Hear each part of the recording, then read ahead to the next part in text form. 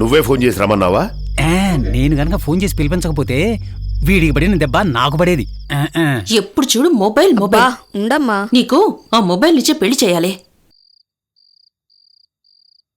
నాన్నెక్కడా? రే ప్రింట్అవుట్లన్నీ తీసుకున్నావు? అన్నీ తీసుకున్నాను రా. రేమా మనోళ్ళు మందేసి ప్లాన్ ఏమన్నా చెడగొడతారేమో, జాగ్రత్తగా చూసుకోరా. రే ఈ టైంలో అలా చేస్తారా? నాన్న వచ్చారా? నేను ఎవరితో మాట్లాడుతున్నానో చూడడానికి వచ్చి ఉంటారు, నువ్వు బయలుదేరు. ఓకేరా, రేపు కలుద్దాం. బ్రదర్, ఈ అడ్రస్ ఎక్కడా? ఇదిగోరా, నువ్వే చూసి చెప్పు. చిన్నగా వెళ్ళి లెఫ్ట్ కట్ చేయండి. శివా!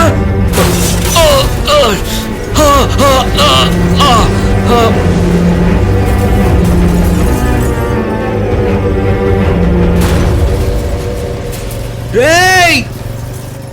అమ్మా!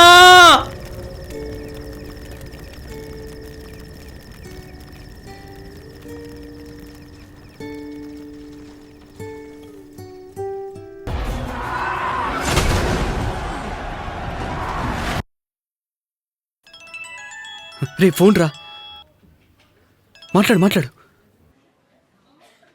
రే లోపలికి వెళ్దాం. ఏంట్రా, మీ ఇంట్లో ఎవరో బాటిల్ బాంబు వేశారట? నువ్వు ఒకవేళ అది నా ప్లాన్ అనుకుంటామో. పాలక పక్షానికి ప్రతిపక్షానికి గొడవ అనుకోకుండా అది మీ ఇంట్లో పడి పేలిపోయింది. ఎలా ఉన్నారా మీ వాళ్ళందరూ? ప్రాణాలకేం ప్రమాదం లేదంటగా? తెలుసుకున్నాలే. రే ప్రేమ అంటే ఏంటో తెలుసా నీకు? కుటుంబం అంటే ఏంటో తెలుసా నీకు? ఏంట్రా కుటుంబం అని ఫీల్ అవుతా? మీ బాబు రూమ్ లోకి ఒక డాక్టర్ వెళ్తున్నాడు చూడు. రే ఎందుకురా పరిగెడుతున్నావు? అదంతా పాత పద్ధతిరా. చెప్పు, నేను ఎక్కడికి రావాలో చెప్పు. ఎక్కడైతే నీ తలరాతను మార్చి రాశానో అక్కడికి రారా. రేయ్ ఎక్కడికి రా? నన్ను ఒంటరిగా కాలేజ్కి రమ్మని చెప్పాడు. కాలేజ్ కా? ఇప్పుడు కాలేజ్కి వెళ్తే ఏం జరుగుతుందో తెలుసుగా? ఈ టైంలో వెళ్తానంటే ఏం మాట్లాడుతున్నాడు? అర్థం కావట్లేదు. మనం విజయం సాధించడం ఎంత ముఖ్యం, అది చూసి అమ్మా నాన్న ఆనందపడ్డం అంతకంటే ముఖ్యం. వాళ్ళ కోసం నేనేమైపోయినా పర్వాలేదు.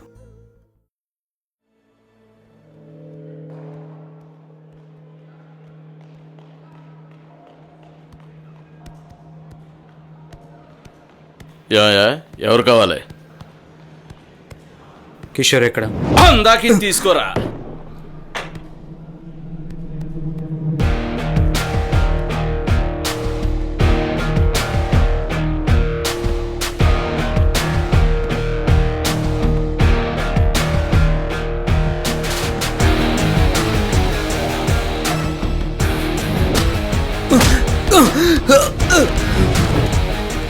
మా నాన్నకి ఎప్పుడూ చాలా గొప్పోడని ఫీలింగ్ రా. నేను తన్నే ఫాలో అయ్యేవాడిని, ఇకపై తను నన్ను ఫాలో అవుతాడు. నా మీదకే వస్తారా? ఇప్పుడు నా పవర్ ఏంటో రుచి చూపిస్తాను రా. దానికి ముందే సారీ చెప్పాను కదా. కాలేజీ దగ్గర నా పెళ్ళం ముందు నన్ను కొడతావు, 10 మందిలో మా నాన్న పంచోడు ఇస్తావు, ఇవన్నీ చూస్తూ దొరుకోరా. నీ కుటుంబం మొత్తం పోయిందనుకున్నాను, కానీ బతికిపోయారు. దీనికి కారణం మీ నాన్నే. వాడిని వదిలిపెట్టను. అవును, నీకో లవర్ ఉంది కదరా? ఏంట్రా చూపు? నా చేత్తోనే నేను నా దగ్గరే ఉన్నాడు. వచ్చేసే సరిపో. వస్తున్నాను.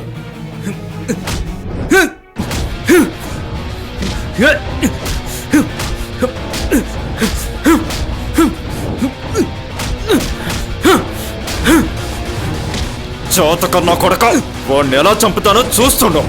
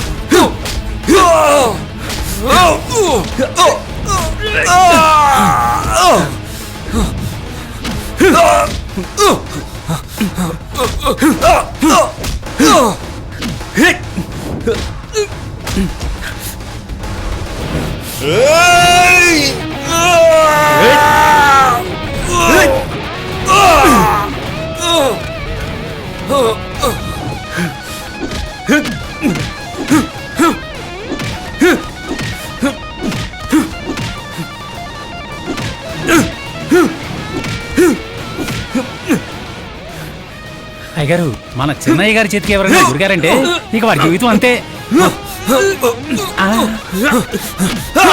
రేయ్, మొన్న కొడుకు కొడుతున్నాడు. వెళ్ళి కొట్టండ్రా. రేయ్, చూస్తున్నావేంట్రా? వెళ్ళి కొట్టు. అలాగే అయ్యగారు. రేయ్ మా చిన్నబాబు గారిని కొడతావరా? అబ్బో అబ్బా అయ్యగారు.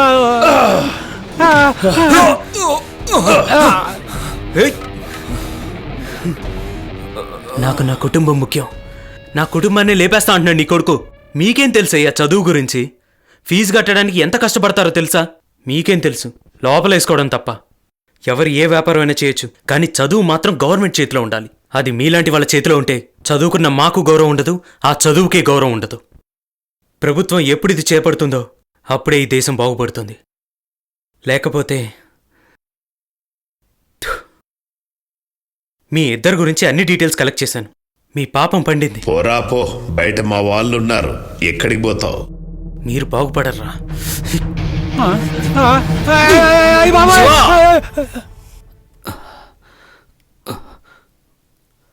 ఏంట్రా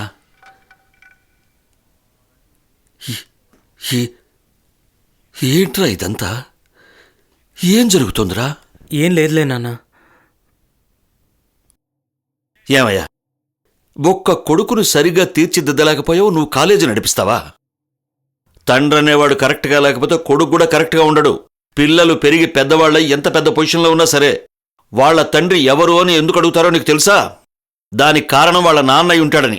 నువ్వు కరెక్ట్గా లేవు, అందుకే నీ కొడుకు ఇలా తయారయ్యాడు. ముందు నువ్వు మారు, ఆ తర్వాత ఆటోమేటిక్గా వాడు మారుతాడు. పదరా వెళ్దాం.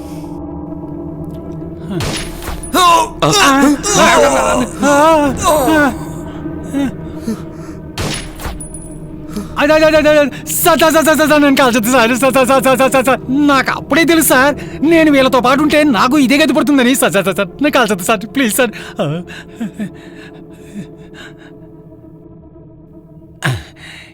ఈ 4 సేవ చేసినందుకు నాకు ఇదే దక్కుదల. వస్తాను sir. Thank you sir. Sir ఏంటలా చూస్తున్నారు? ఇలాంటి వాళ్ళ చావు బయట వాళ్ళ చేతుల్లో కాదు, వెనకాలుండే మాలాంటి వాళ్ళ చేతుల్లోనే. మీలాంటి వాళ్ళ తిట్లకి వీళ్ళు మారతారనుకుంటే చిన్నప్పుడు వాళ్ళ అమ్మా నాన్న తిట్టిన తిట్లకే మారుండేవాళ్ళు. ఇలాంటి ఎదవలు మారే ఛాన్సే లేదు. మీరు అలా వెళ్ళగానే ఇలా లేసి మీ మీదకే 10 మందిని పంపి మిమ్మల్ని కొట్టించే మూర్ఖులు వీళ్ళు. మనం ఎక్కడ ఓడిపోతున్నామో తెలుసా సార్? మన మీదకి వచ్చేంత వరకు పట్టించుకొని చూడండి. అక్కడ నీ సర్టిఫికెట్లో బ్యాడ్ అని రాస్తేనేగా నీ కోపం వచ్చింది. విలువైన విద్యా సంస్థలు వీళ్ళ చేతిలో పెట్టి ఇంకా మనం కళ్ళు తెరవకపోతే మనమంతా బ్యాడేనయ్యా.